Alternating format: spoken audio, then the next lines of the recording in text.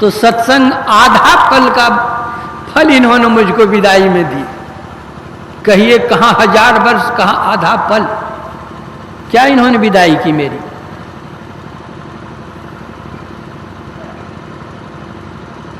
विश्वामित्र बोले तो नहीं, लेकिन मन ही मन उन्होंने सोचा। ब्रह्मर्षि वशिष्ठ ब्रह्मर्षि ही थे, मन की बात को भाप गए और पूछा, मुनि जी आपका मन खिन्न क्यों है? तो भीतर में जो बात थी उन्होंने कह दी कि आप जब मेरे यहाँ गए थे, मैंने तो 1000 वर्षों की तपस्या का फल दिया आपको, और आपके यहाँ मैं आया तो आप तो आधा पल सत्संग का फल हमको दिए। कहाँ 1000 वर्ष, कहाँ आधा पल, यह कैसी बात।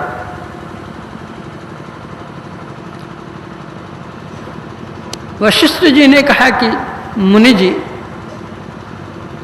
ऐसा लगता है आप सत्संग की महिमा नहीं जानते हैं। मैंने क्या दिया आपको, उसका मूल्यांकन आप नहीं कर सकते। जो किसी व्यक्ति विशेष के यहां हम लोग चलें, वे बतलाएंगे। तो दोनों मिलकर गए ब्रह्मा जी के पास और अपनी बात उन्होंने रखी। ब्रह्मा जी ने कहा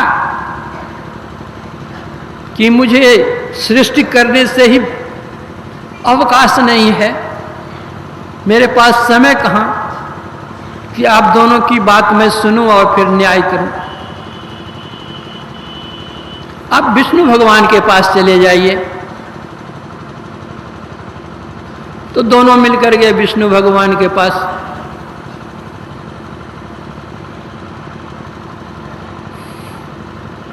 विष्णु भगवान ने भी देखा, बात सुनी, तो उन्होंने कहा, देखिए जो इस विषय के ज्ञाता हों, जो योग ज्ञान ध्यान सत्संग करते हों, उनके पास अगर आप जाइए तो आपका न्याय सही सही होगा। मैं तो पालन करता हूं, इस विषय की जानकारी मुझे नहीं कि सत्संग विशेष है कि तप विशेष है। भगवान शंकर महायोगी हैं, उनके पास आप जाइए, वे योग ध्यान जप तप सब बात जानते हैं।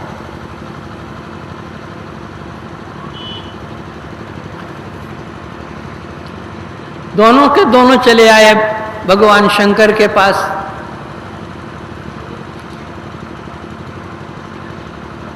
अपनी अपनी फरियाद की, उन्होंने बतलाई ऐसी ऐसी बात।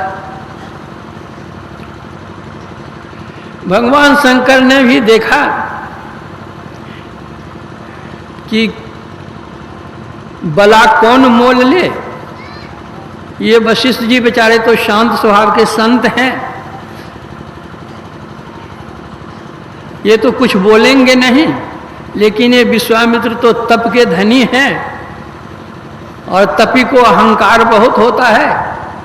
कहीं श्राप अगर दे दे तो मैं इधर का न रहूंगा और उधर का रहूंगा। तो इन्होंने टाल दिया और कहा कि देखिए, जब से समुद्र मंथन के बाद मैंने विषपान किया है, तब से मेरा दिमाग सही काम नहीं कर रहा है, इसलिए आपका न्याय है वो हम नहीं कर सकते।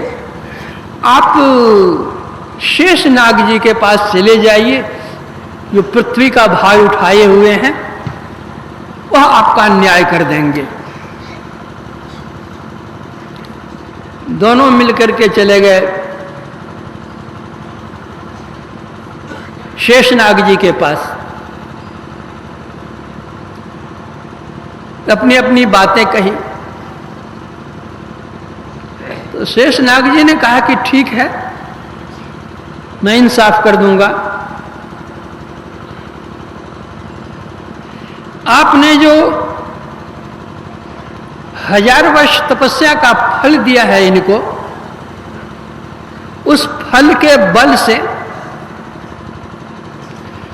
थोड़ी देर के लिए पृथ्वी को आप रखिए, मेरा दिमाग साफ हो जाएगा, फिर मैं बतलाऊंगा। सिर पर बोझा है, मैं बतलाऊंगा क्या? हमारे सिर के बोझा को हल्का कीजिएगा तो मैं कुछ बतलाऊंगा।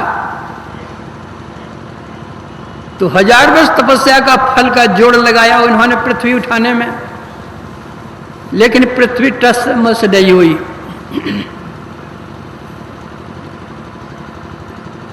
ब्रह्मर्षि वशिष्ठ जी से कहा कि आपने जो आधा पल सत्संग का फल दिया है, उस बल से उठाइए पृथ्वी को, फिर मैं इंसाफ करूंगा। तो उस आधा पल सत्संग के फल को उसमें उन्होंने लगाया, पृथ्वी अधर में आकर लटक गई। शेषनाग जी का सिर हल्का हो गया। विश्वामित्र ने कहा कि अब तो सिर हल्का हुआ, अब कहिए आप कौन विशेष है?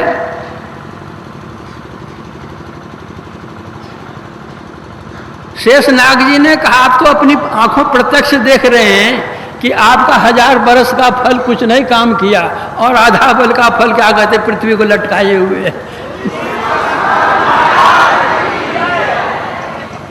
तो कौन विशेष कौन कम, सो समझ लीजिए। तो यह सत्संग क्या है?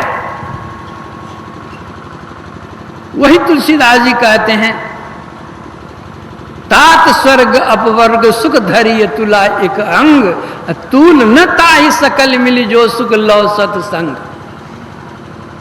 यह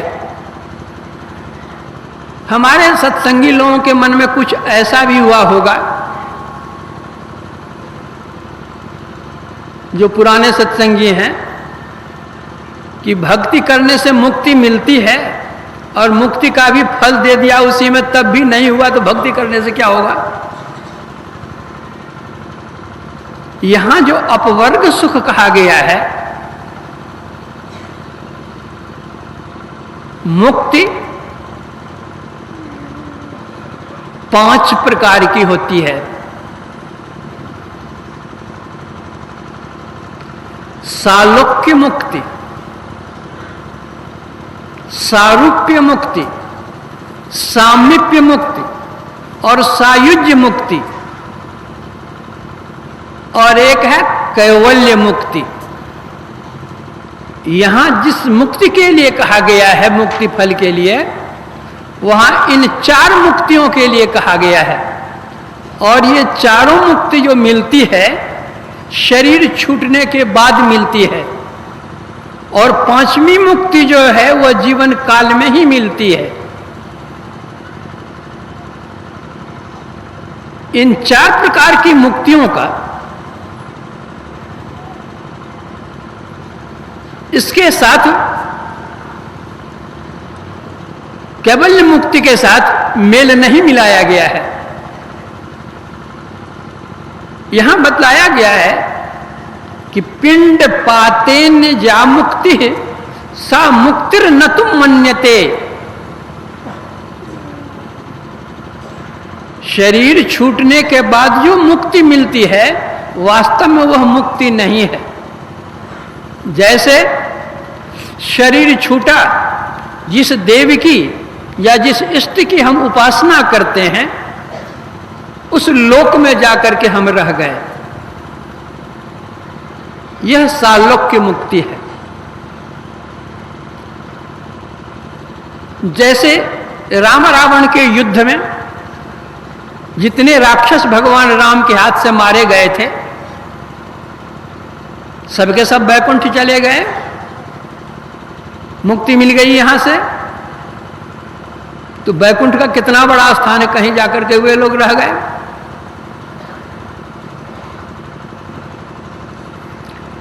सारूप्य मुक्ति,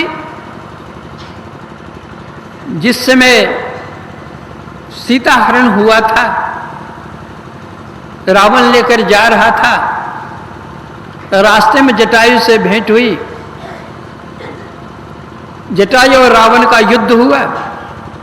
रावण के अस्त्र से घायल होकर के जटायु गिर गया। भगवान राम जब आए तो देखा कि वह मरणासन्न है।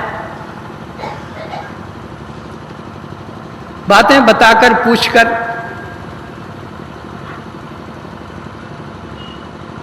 उनको भी बैकुंठ भेज दिया, मुक्ति धाम भेज दिया और कह दिया कि सीता हरण तात जन कहु पिता सन जाए, जो मैं राम तो कुल सहित कहीं दसानन जाए।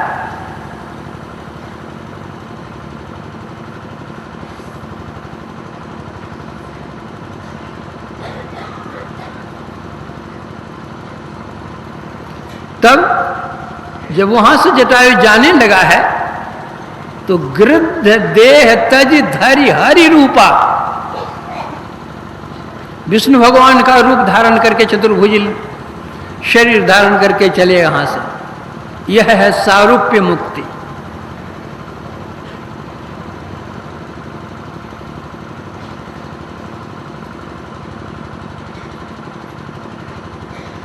सामीप्य मुक्ति, जहां पर हमारे इष्ट हैं उनके निकट हम भी हैं, उनका भी शरीर है, हमारा भी शरीर है, शरीर छूटा नहीं है। यह है सामीप्य मुक्ति। विष्णु भगवान के दरबार में ही जय और विजय रहता था। जिसको श्राप दिया गया था तो वही रावण और कंस हुआ था।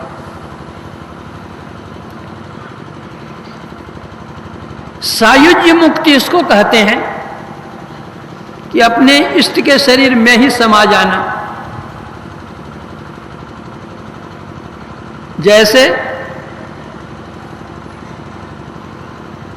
जब शिशुपाल का शरीर छूटता है भगवान के हाथ से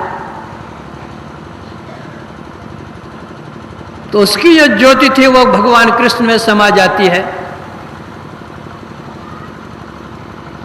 कुंभकर्ण का जब शरीर छूटता है भगवान के आगे से तो उसकी ज्योति भगवान राम में समा जाती है। यह है सायुज्य। तो इन चार प्रकार की मुक्तियों में शरीर रहता ही है, लेकिन जो कैवल्य मुक्ति होती है वो सब शरीरों को छोड़ दिया जाता है। जब कोई भी शरीर नहीं रहता है तब कैवल्य मुक्ति होती है। उस मुक्ति के लिए यहां नहीं कहा गया, इन चार मुक्तियों के लिए कहा गया है। और भगवान ने कहा इन चार मुक्तियों की मान्यता नहीं है। सा मुक्तिर न तो मन्यते, उसकी मान्यता नहीं है। यं कैवल्य मुक्तिस्तु केनोपायन सिद्ध्यति, जो अंत साधना करते हैं, अंत साधना करके अंतर ज्योति लाभ करते हैं, अंतर नाद लाभ करते हैं और नाद से भी वे परे चले जाते हैं निशब्दम परमम पदम। वह जो मुक्ति मिलती है असल में वही मुक्ति है, वहां कोई शरीर नहीं रह जाता। असल मुक्ति यह मुक्ति है। तो सत्संग से जो तुलना की गई है स्वर्ग और मुक्ति की, उन चार मुक्तियों के लिए, उन 7 स्वर्गों के लिए। सत्संग, सत और संग ये 2 शब्द। वह सत क्या है?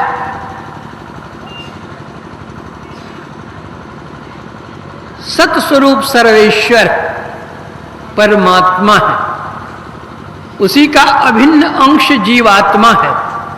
यह सत है।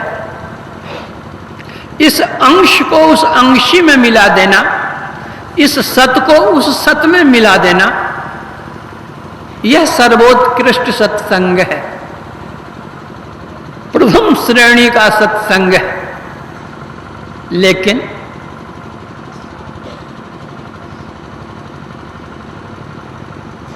उसके पूर्व जिन्होंने सर्वेश्वर का साक्षात्कार कर लिया है,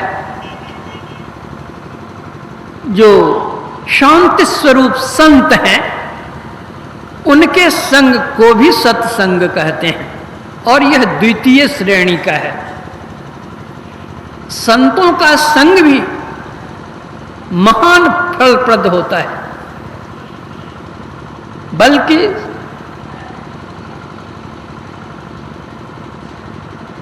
संत कबीर साहब कहते हैं, परम पुरुष की आरसी संतों की ही देह, लखा जो चाहे अलख को इन्हीं में लख ले।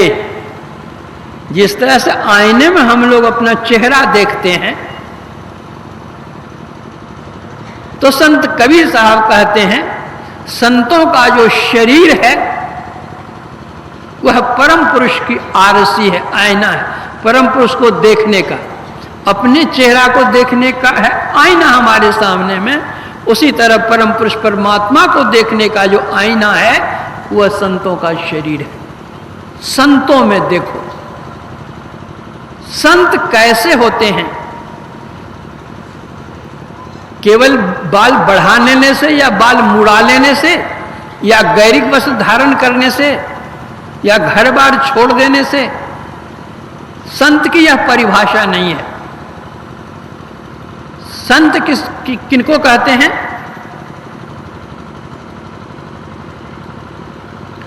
तुलसी संत सुअंबु तरु, फूले फले पर हेत, इतते ये पाहन हने, उतते हुए फल देत।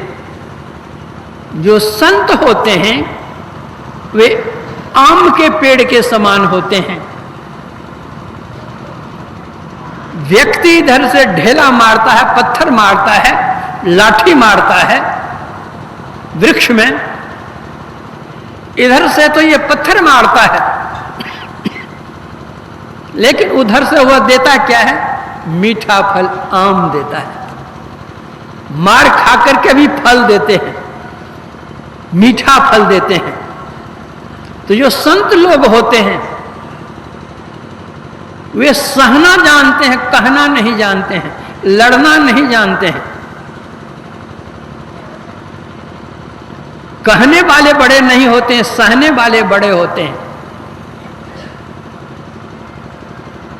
ईसा मसीह पर झूठा इल्जाम लगा उनको क्रास पर लटका दिया, लटक गए, कोई बात नहीं। भगवान बुद्ध थे,